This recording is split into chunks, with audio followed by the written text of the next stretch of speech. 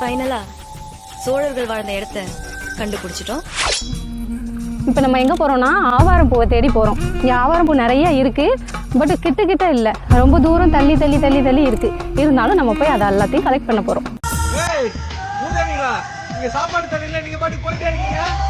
50 days 50 ingredients சீரீஸில் டே 11. இன்னைக்கு நம்ம பார்க்க போகிறது ஆவாரம் பூ. நம்ம ஹீரோ.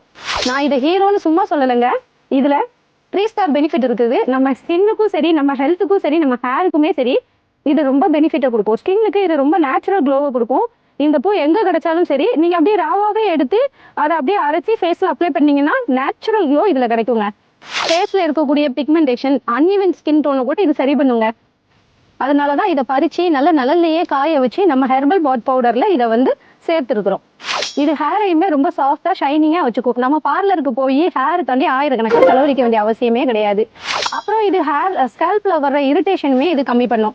அதனால தான் நம்ம ஹெர்பல் ஹேர் ஆயிலில் இந்த ஆவாரம் பூவை நம்ம சேர்த்துருக்குறோம். இதில் ஹெல்த்தோட பெனிஃபிட் என்னன்னா, இது சுகரை நல்லா கண்ட்ரோல் பண்ணுங்க. ஸோ இது வந்து சுகர் பேஷண்ட் வந்து டீ போட்டு குடிக்கலாங்க.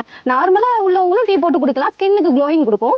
இது எப்படி டீ போடணும் அப்படிங்கிறது நான் இன்னொரு வீடியோவில் சொல்கிறேன் உங்களுக்கு.